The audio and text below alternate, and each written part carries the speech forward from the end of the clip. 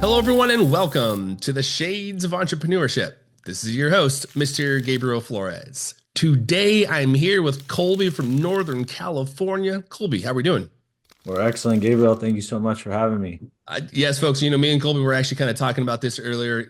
He's here again, Northern California, folks. I'm in Oregon, the Pacific Northwest, really the fruit belt. And then that's kind of what we're going to talk about. In fact, Colby is running the Advanced Transportation Service Incorporated, which is really helping a lot of these, entrepreneurs with a lot of their foods and goods and produces. But before we get into all that, Colby, go ahead and introduce yourself. Who is Colby? Yeah, Colby Varley, 32 years old, born and raised here in Salinas, California. Went out, got my agricultural business degree from Fresno State, Go Dogs. Right after that, came back and went right to work. And it's been nonstop since 2013 and still a lot of road to cover. Um, yeah, so that's pretty much it in a nutshell. I'm sure we'll dive into it, but started as a truck driver and now I'm here, vice president and co-owner. Um, so I've had the opportunity to work in all facets of the supply chain from loading, unloading, driving, night dispatch, daytime dispatch, sales, management. So a little bit of everything and just get up and love what we do every day. Yeah, so let's take a step back. You mentioned you went to Fresno State, home of good old the retired Derek Carr as well, if I recall That's correct. it. Oh Now, yeah. what you mentioned you got an agriculture, a business degree in agriculture. So let's take a step back. What led you to that and that making that decision to kind of get a business degree in agriculture? That's very specific. Yeah, so here in Salinas, we're considered the salad bowl of the world. So about 8 months out of the year, all your lettuce, cauliflower, broccoli, celery, leafy greens, spring mix, spinach, comes from this area. It's grown here, it's harvested here, and packed and shipped from here. So, growing up, you're just around it. We are an ag community. Um, and my dad was in produce sales, still is in produce sales. He's a broker. So I grew up in and out of different produce brokerages. Whenever we took a family trip, we seemed to always end up at the local produce market. Or, there was always many stops along the way, visiting different shippers or wholesalers, retailers. So kind of grew up with that. Um, and I didn't know exactly what I wanted to do in ag, but I felt like a ag business degree was kind of like a pretty good blanket to whatever career I wanted to jump into. Um, it was looked at, it wasn't too specific. So you could, whether I was going to do seed sales or equipment sales or um, harvest management or cooling, whatever the case was, produce sales, it gave you a good foundation to kind of get your foot in the door. I gotta ask, what Sure. is an agricultural broker? What is it that you guys do? What do you guys broker? So we're a truck broker. So what we do is we go source carriers. So any refrigerated 53-foot semi that you see driving around, we can go contract or hire them, and then we go get a customer that needs to ship a load anywhere in the United States, and we put those two pieces together. Tell me a little bit more about the industry. Like you mentioned, Salinas, California, Northern California area, you're the salad bowl of America. So almost, I would say, I think it's like 80% or something. I can't remember the exact number, but a huge number of the produce kind of comes out of from Northern California, folks. So just that's why they call it the fruit belt. Like a lot of the produce comes out of this area. Talk us through some of the requirements that you had to go through, especially in this specific industry, for you to start a business. And then tell us a little bit about what it is that your business currently is doing. So you don't really need to like you don't have to go get a brokerage license like a realtor or insurance agent. We're pretty non-regulated when it comes to that. But obviously I still hold my CDL, commercial driver's license, class A license. I've had that since 2010, I think. Um, and I've never let it go. It's kind of one of those things. Once you get it, you don't want to let it go. So that I would say that was probably one of the more important licenses or certifications that I got because that's enabled me to get to where I am now. Without the driving aspect, I don't think I would have made it this far this quickly. Um, and in terms of ATS, I didn't start it. I actually had the opportunity to join them in 2017, but we're actually a 40-year-old firm. We were started in 1984 to service the fresh fruit and produce industry, and we've been doing that for 40 years. And had the opportunity to get in on a small level after a few years of hard work. And, there's a lot of businesses out there that are doing well and they need to pass it on to kind of the next generation. And we're going to, carry on that 40-year legacy for hopefully another 40 years. So I had a really good foundation to continue what was already, started. But ultimately, it comes down to just kind of the school of hard knocks, right? Getting up, long obedience in the same direction, constant sales, constant follow up, just it's a grind, and if you're an entrepreneur and you're in that grind, like you're doing the right thing, and it takes years and years and years, I mean, I'm going on 9 years here and it's been a grind. And we're really starting to feel the fruits of the labor. Talk me through like a client. So, you mentioned you're kind of a truck broker, but your trucks are very specific to this industry, right? You mentioned specific cooling trucks. Take us through like the process, like, okay, got the lettuce, got it ready to put it in the truck. When do they call you and who's calling you and how does that kind of process work? So there's a couple different ways that can all go down. It depends who's in charge of hiring the truck. So sometimes like the people that grow and sell the lettuce or the product, they're in charge of making sure that that product gets delivered to their retailer. So we could be hired by the person that made the sale. We could be hired by the person that went and bought the product and they need it delivered to their warehouse. Or we could be hired by another broker that specializes in brokering produce. So they find a supplier, they find a customer that needs that product, and they go buy it and make the transaction. And their job is to hire us. So there's a couple different ways that we can get hired. It just really comes down to who's going to be in charge of paying the freight.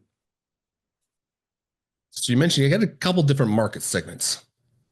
How did you grow? Like, how do you actually either create new clients or retain new clients? And you mentioned, the farming industry focuses it's aging. And I think especially like here in the Oregon area, what we're seeing is a lot of farmers are getting to the age of retirement, except that younger generation is not wanting to take on the farm. So they're starting to look outside the family to see who's able to kind of take that on, which means we're seeing less and less farmers. Now, with that said, how do you kind of retain farmers, like because or your clients, right? As we're seeing this happen, and then two, how do you get new ones? As how do you grow your business? Sure. So when I started, it was a lot of cold calling, a lot of um, cold calling, emailing, texting, going knock and talk at their office, um, a lot of trade shows. So those are kind of the ways that, you get started. And then once you kind of get a book of business going, obviously you're still continuing to do those things, but you also have to focus on your business at hand. And the idea is we want to provide excellent service. And that's kind of, that's all we can really sell, right? Is service.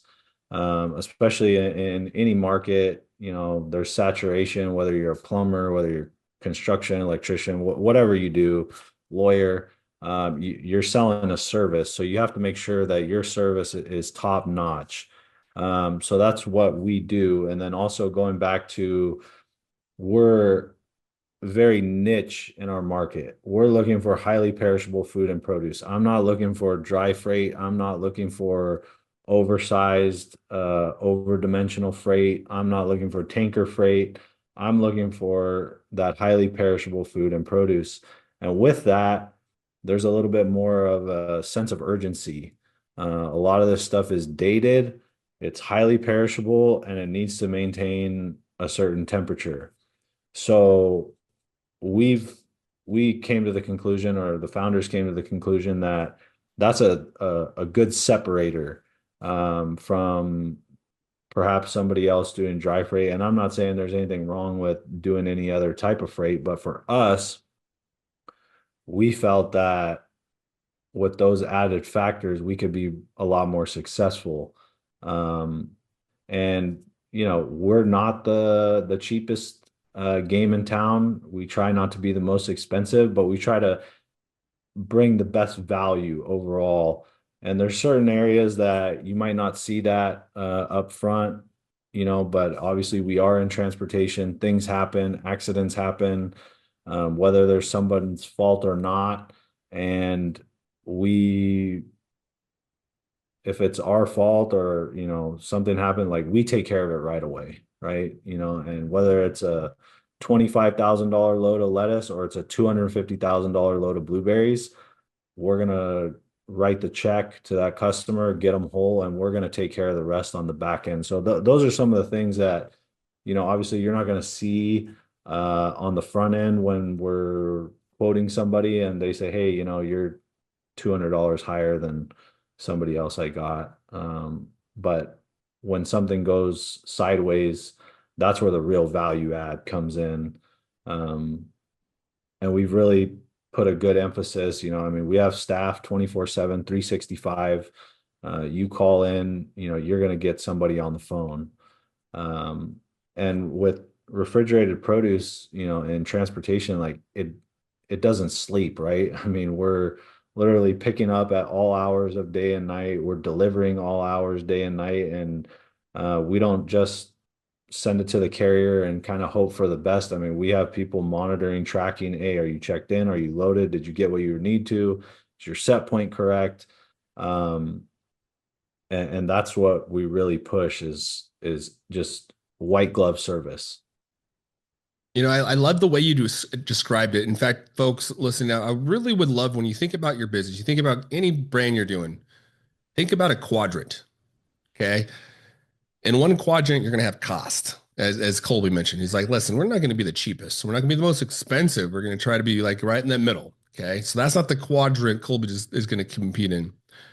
We're not going to be in that. We're not going to be the all-inclusive, like, do everything, the dries and the wets and the colds, right?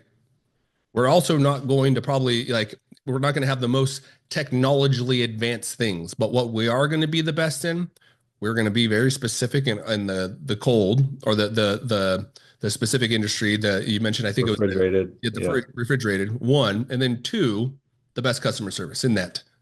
So when I always tell people, like, when they're trying to build a business, it's like, think about a quadrant and think about what two spaces in that quadrant are you going to actually dominate. You can't dominate all four.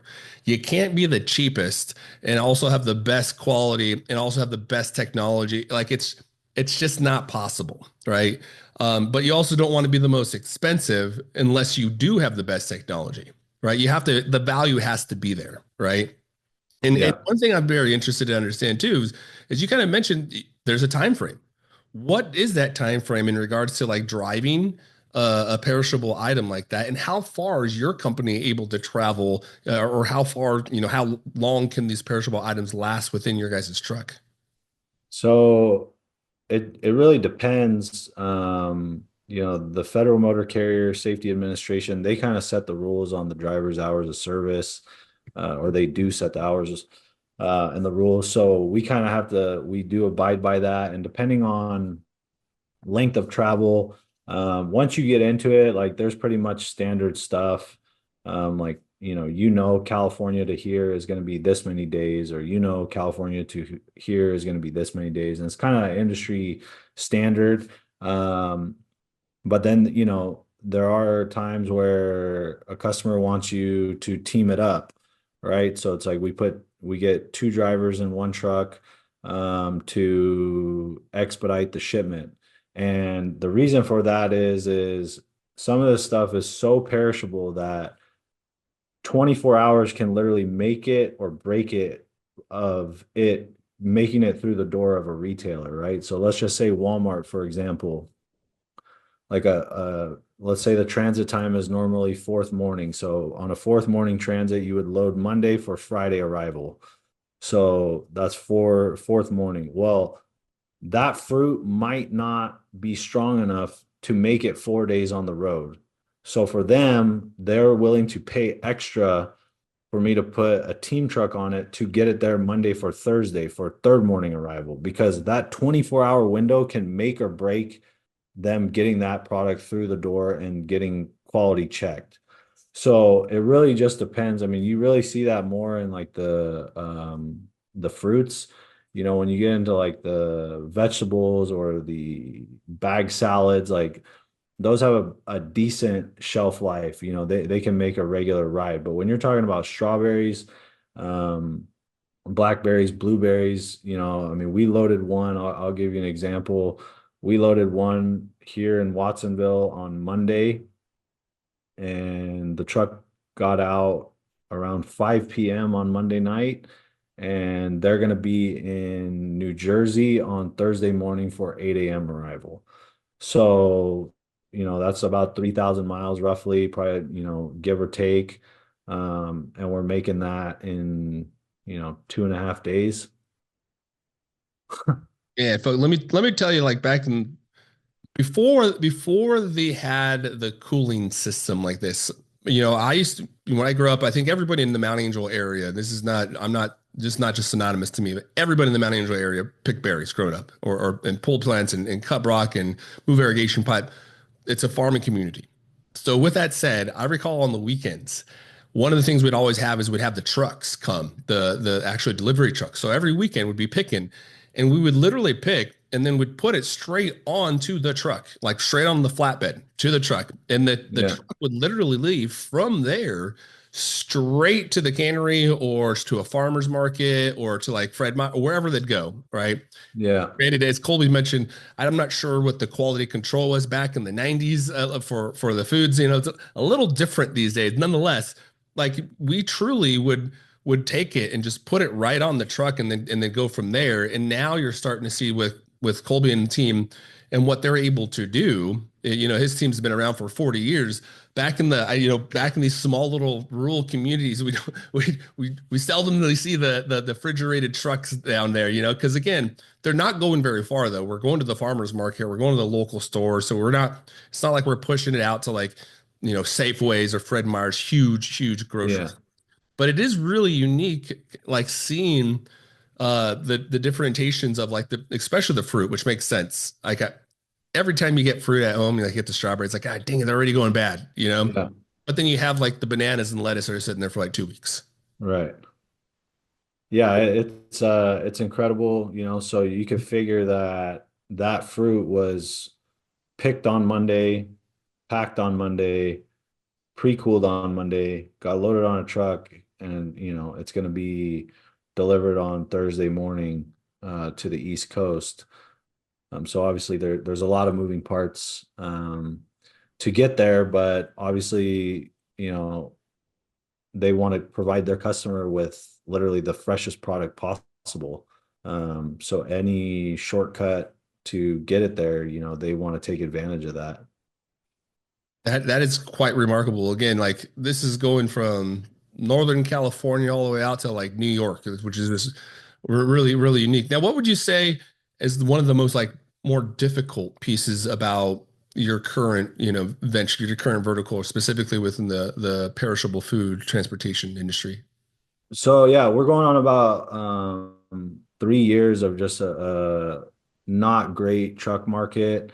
Obviously, with the economy and the way things are, I'm not sure exactly what the right answer is. You know, they say there's a driver shortage, but I don't know how true that is. It seems like there's too many trucks for not enough orders. So there's been a heavy amount of downward pressure on the rates, which some of these rates that are flying around out there are just not sustainable for some of these carriers. I mean, I could tell you we've had multiple carriers that we've worked with that just they've said uncle, right? Their cost to operate is more than what the market is currently bearing. And obviously in business, you can only take a loss for so long before you got to shut it down. So for us, it's just trying to find that happy medium. We're not trying to take it to the bottom, but in our business, it's very difficult, especially in a soft market. We're doing everything we can to keep it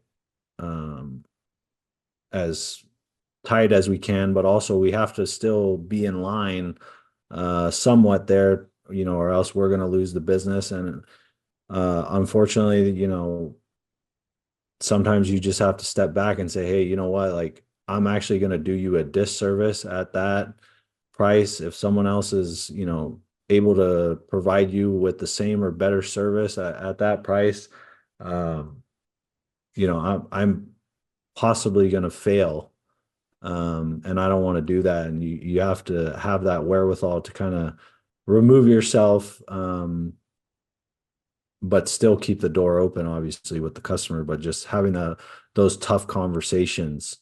You're having it with your vendors, you're having it with your customers, and you're just obviously we're trying to stay in business. And it seems like there's just kind of a huge misconception that, we're able to charge whatever we want, and we're just uh paying as cheap as we can, and that's really not the reality. I mean, the market's only going to bear what the market's going to bear. So it's been a little bit of a struggle in that department. I'd say that's probably been one of the harder things to get a handle on right now. Man, I think that's a very, very good point and a very good a call out is the pair strategy. Like the pricing strategy that you have to create for your business to remain, financially sustained is very important. You have to understand like what is your burn rate? What are you currently spending on a daily, a weekly, a monthly basis. Okay. And then what's your runway? As Colby's mentioned, it's like, some companies, they might be able to go under, right? And basically, let's say your burn rate, let's just keep it simple. Let's say your burn rate's $100 a day, right? And you know that you're making $100 or you're making $1,000 a day because you're making 10 sales. Well, let's say cut it down to one sale. So you're making $100, right? $100 for $100. Well, you could also make more clients. You can get two sales, maybe if you break it down to 50, right? You're still, again, you're still not making that burn rate. So you're kind of screwing yourself, but at the same time, you're getting more clients. So it's like a catch 22. But to Colby's point, you're probably not hiring the best clients either. You're probably not hiring the best.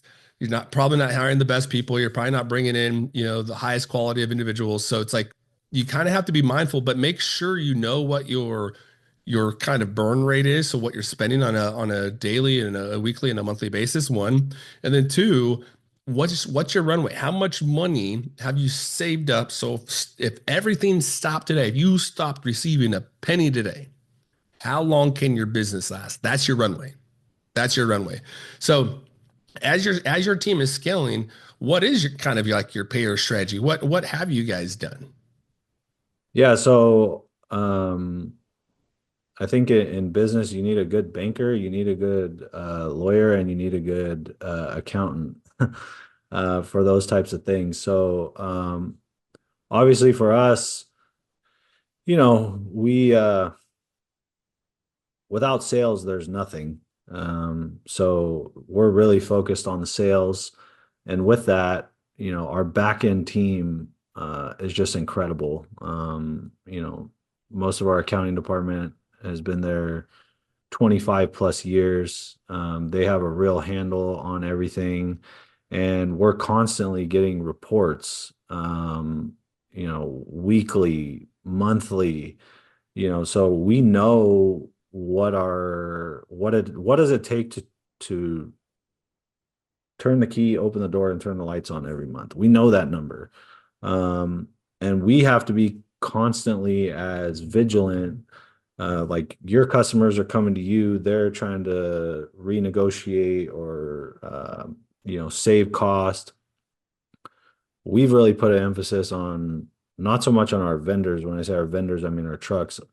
Obviously, we're trying to get them the best amount of money that we can, right? Because without them, we can't operate. So we really have that strong relationship with them. But when it comes to like healthcare, insurance, um, anything that has to do with the business that's like I mean, shred it, whatever, right? Phones, like we are constantly reviewing those invoices, right? And we're not looking to cut somebody out, but sometimes like these AT&Ts of the world or Verizon's, like if you're not paying attention and you're just cutting the check every month, like all of a sudden your bill goes up. They're not going to say anything. You pay it, Nope. you keep paying it, and it's like, hey, like we need to renegotiate this. Yep. And 9 times out of 10, they're like, oh yeah, let's do that.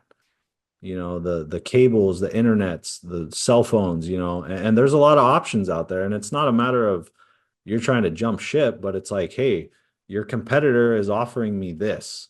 Yeah. Like, I'm not saying you got to beat that, but my contract has now expired, and so going back to it, it's you know obviously sales drives the business, so majority of our focus is on that, and having a great back end team to provide you those spreadsheets with all the information so that you can make a calculated decision quickly to keep the business moving forward. I think, obviously, if you're starting small, it's hard. You're a one man band, but anything that gives you busy work that is not providing you necessarily dollars, like you got to get that off your desk, right? Like I don't need to dig through 50 bills to put them in a spreadsheet to figure out what's going on. Like somebody needs to do that, right? Kind of like you're a doctor, right? You're not doing all the pre-op, right? It's like, hey, patient's ready to go. You come in, slice, dice, sew them up, and you're out. So that's super important. Super Yeah. important. I that's one of the things I've been doing recently was slowly kind of offloading a lot of my administrative tasks. I'm like, I don't want to have to deal with this uploading or tagging or editing. Like, don't I? That's not me. Like, I Yeah. will. Let me push that off, and so I have brought in somebody to kind of help with that. And one of the things I would say, I actually talked about this in a previous episode, is you have these moments when you start to build out your business and you realize like, oh crap, I got to go back and like start to put these processes in place because like, you're now to your point, I do have the lights and the computers and the microphones and the speakers, and these are all costs, right? They're all adding up. And then you have to your point, CRMs are notorious for kind of getting you over on payments. So like Salesforce in particular, Salesforce, I love you guys, but you guys are notorious for this, where especially with large organizations, they'll go make individual contracts with each one of these departments. And so instead of the institution or brand or organization leveraging their buying power and say, hey, we'll get this enterprise one, you're getting Yeah. these small individual accounts that are usually a little bit more expensive. And so be mindful when you're doing that. If you're a large organization, make sure you're using your buying power. Certainly check them on a pretty consistent basis. Even folks at home right now, like if you have AT&T or Verizon or Comcast or whatever Xfinity it's called now, whatever it is, like check your bills too on a monthly basis because they will also try to sneak those little things in on you. So that's just a good, rule of thumb in life, right? Just to make Oh, sure you yeah. check those things out. It is quite interesting how they'll kind of get you. Now, as you begin to kind of like move forward, where do you mentioned you guys are kind of going through, it's kind of a market thing, right? Where the market's paying what you mentioned. You mentioned the market's kind of paying you this, and it's not, the costs are exceeding the current revenue. What do you anticipate is going to, or what are you hoping is going to happen in the next couple of years? So me personally, I'd like to see like just a gradual lift. Uh, we went through the COVID thing, and the higher the pendulum swings one way, the higher it's going to swing on the opposite, right? So COVID hit, everybody shut down. There was no freight. Then stuff started opening back up. Everything was backlogged. Drivers were out, and it swung back the other way, and it was just absolutely insanity. And as that died off, it just started to fall like a rock, right? Straight to the bottom. So I'm a little bit nervous in the fact that obviously, as sharp as it went up and as sharp as it came down, like we're kind of in that trajectory that it could, spike again. But I can tell you from personal experience, like the spikes are no fun. It's I feel better for everybody on a whether it's going up or down, something that's slow, manageable. That you're not just because one way or the other somebody's getting hurt, right? On a sharp upswing or a sharp downswing, somebody's getting hurt, and it's like, at the end of the day, we're all in business to do well. So I'm not trying to see anybody um get hurt, but I would like to see it come up just a bit. And I think, not going to get political, but obviously with the new administration, there's still so much going on and changing that we haven't really found that new market. Obviously, one day the tariffs are on, one day they're off. So we're kind of still trying to figure that out. Obviously, they're still trying to negotiate everything. So it could be quite a while until they get all that straightened out. That we won't see um, where it's going to resettle itself. Um, but obviously, no one wants to see anyone go out of business.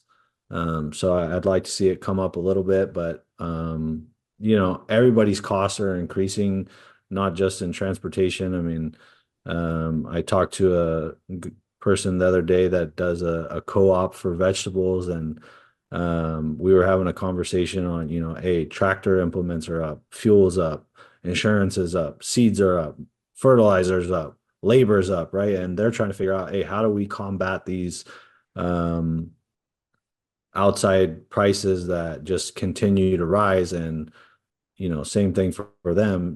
Let's just say, for example, the cost to put a box of lettuce together is $10 a box, and the market's only bearing 8, right? They're losing $2 a box, and they're trying to figure out, hey, how do we combat these rising prices? So it's not just on the transportation side. I mean, it's in all facets of agriculture, unfortunately, and I'm sure in many other businesses as well.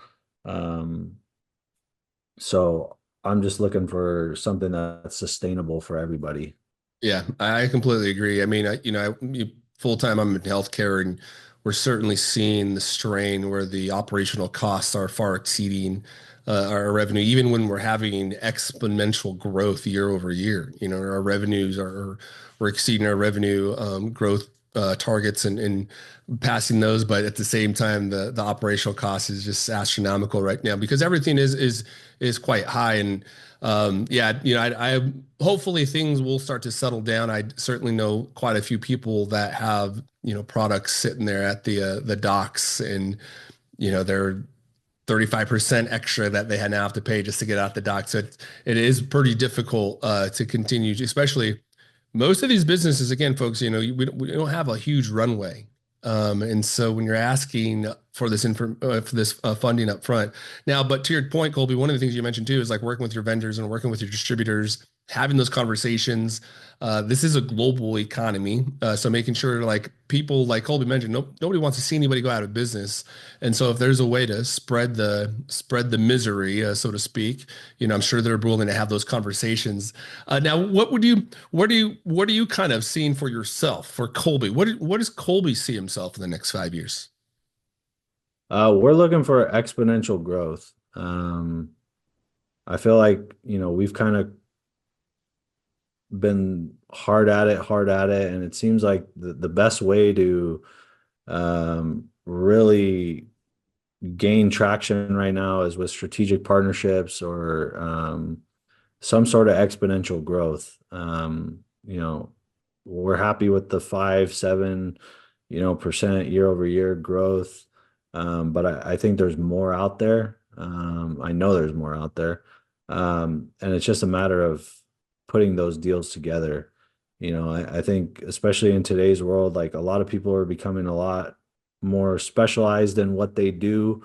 And it's like, how do I add somebody else's specialty to what we do and what we're good at, kind of put them together and, create a beautiful partnership or, working relationship that is obviously extremely strategic, but helps us both thrive. Maybe, we have something that they don't and vice versa. And trying to put those things together. But I think whether that's with a grower shipper, whether that's with a retailer, whether that's with another like a produce broker, how do we take what we have to enhance somebody else's business and vice versa? I think that's kind of the way I think of the future with big growth. Yeah, that'd be awesome. In fact, you know what? And folks in Oregon that have been listening to me quite often, and one of the things I'm always constantly encouraging is the co-packing facilities, because you can spread out the costs, right? And you do have these skilled laborers, employees that are. It's a kind of a unique skilled labor, right? Canning, any type of fruit or vegetable is a very skilled labor.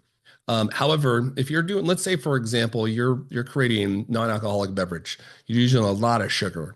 Well, sugar's pretty expensive, but again, the larger amount of quantity you get, the cheaper you're going to get, right? So if you're able to buy a ton of sugar, like truly a size of ton, it's much cheaper per pound if you buy it by a ton than if you buy it per pound. So if you're in a co-packing facility and maybe let's say somebody else makes sugar cookies, you can actually buy a ton collaboratively together, split that ton in half. Right now, you each have a half a ton, maybe bring two other individuals in there. So now again, your costs are going down, except you're still getting it at that value of 1 ton of sugar, right? Right. And so I think Colby, I would love to see that area thrive because then that's also means that we're having innovation. We're seeing economic growth in our communities because these are the small businesses. These are the mom and pops, the farmers markets that are they're usually at the farmers markets and trying to get from from the kitchen to the grocery store, essentially, Right. right? And I think those can be areas I've been trying to encourage our local business development leaders to really invest in because again, you're starting to see a lot of closures of large retail shops, and they do have dry and cold storage there and kitchen facilities, so they can create some things there and then ship them out of there because they also have shipping and receiving usually at these large Right. spaces as well. But yeah, I'm really intrigued. I'm really excited for you, and I hope you guys continue to grow because if you guys continue to grow, that means obviously our economy is continuing to grow. Again, there's a lot of unique small little businesses, especially farmers up here in the northern the western coast, all the way up and down from Canada down to Mexico. You'll see a lot, and so folks, if you have not been out here, please come out west. It's a very good spot. So Kobe, you mentioned like the retail spots, the collaborations. Those are kind of really the areas you're kind of focusing on. If people are interested in learning about more about you or connecting with your business, where can they find more information? Yeah, sure. So you can go to our website. I can send that to you. You can link it in the notes. I'm on LinkedIn, YouTube, any social media. We're there. But best way to get a hold of me is just call the office. You know, I'm open to anything. Especially in business. Lately, it just seems like, hey, take the meeting. You never know. Um, you never know who you're going to meet, how, who they're going to know, what are the similarities. So yeah, give me a call. My email's on the website. You can shoot me an email, but however we can help, whether you're a farmer or a retailer or a wholesaler or producer, processor, or even, a trucking company. We're always looking for new great companies to work with and help them grow, and hopefully we can grow along with them. I love it. Just let me know. And again, folks, you can find all this information on theshadesofE.com. So make sure you subscribe to the newsletter. We'll have Colby's information as well as a link back to this website. So you can have all the information as well as his social sites. So you can connect with him there as well. And same with me. Please feel free to connect with me. I'm always available on LinkedIn. I do 15 minutes for free calls. So if you want 15 minutes for free, talk about some business coaching, talk about some scaling, talk about what you're doing. Happy to chat. Just do not talk about the Kansas City Chiefs. I will not talk to you. Trust me, I have to deal with it all the time with my wife. Don't want to deal with it in business as well. So, Colby, before we go, are there any last words? That's it. I really appreciate you having me on, and I think it was a great time. Yes, no, Colby, thank you again so much. And thank you for all you do because, again, you do truly support a lot of families throughout the entire country by making sure our foods and produce are there safely and fresh. So, Colby, thank you again so much. For those listening at home, please make sure you follow us on the Shades of E. And thank you and have a great night.